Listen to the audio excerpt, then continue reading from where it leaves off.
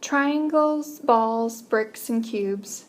In Dairyland, the flowers saw cheeses of all shapes and colors, even giant wheels all wrapped in bright red wax.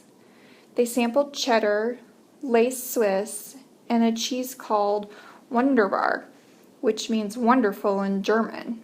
Then, on the grass, they spread a picnic of cheddar cheese, chocolate milk, and fresh red raspberries.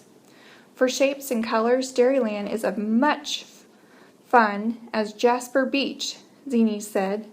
Suddenly, a big white dairy truck drove up. Its back door swung open, and a bush with beautiful white blossoms peeked out. "Hi, I'm Jazz," the bush said. "I'm a night-blooming jasmine from Florida." "Hi," said Zini. "We're having a picnic before we drive west to California." "California? That's where I'm going," Jazz said. "I'll look for you on the road." The flowers liked meeting new plants and learning from them. They promised to look for Jazz and the dairy truck, too. By now, after so much cheese and milk, Lupe was sleepy. Zini hadn't eaten much cheese, so she hopped into the driver's seat while Lupe settled in for a long nap. When Lupe awoke, a salty smell was in the air. What is that?" she asked as she stretched and yawned. "We can't be at the Pacific Ocean already." "No, it's the Great Salt Lake," said Zini. "It's saltier than the ocean." "So we're in Utah?" Lupe asked. "I was hoping we'd be in California by now." "I really wanted to see the Great Salt Lake," said Sunny. "Lots of sunflowers live by it. I had so much fun floating in it when I was little." "I'm glad you're here," said Lupe. "Lots of birds like to rest by this big lake. I wonder how many we'll see." "But I hear there's mercury in the water now," Sunny added. "Mercury can be bad, just like lead. Maybe I could help clean the lake." "That's a good thought," said Clover. "But if sunflowers could clean mercury from water, wouldn't you already be helping?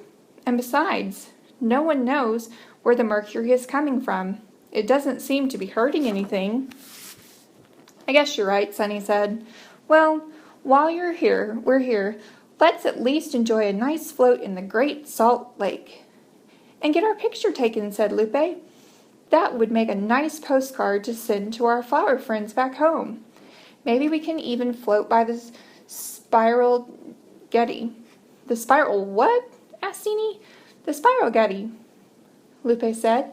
"It's a huge, awesome coil made of black rocks and earth. It's earth art. That's art made outdoors, right in the land. It's my favorite kind of art." "Some earth art helps the outdoors," added Clover. "That's the best kind if you ask me. That's using resources wisely." With that, the flowers hopped out of the pedal-powered car and jumped into the lake. The salt water made floating so easy. The flowers didn't have any trouble keeping their heads and their roots safely above the water. They just leaned back and enjoyed the view. After a nice long float, the flowers were ready to hit the road again. They wanted to reach the pine woods of North Arizona before dark. As they drove south, the flower friends smelled sweet pine sap in the air. "These aren't just any pine trees," Lupe explained as beautiful woodlands came into view. "These are pinyon pines. Their seeds are pine nuts, an important food for birds and people for thousands of years."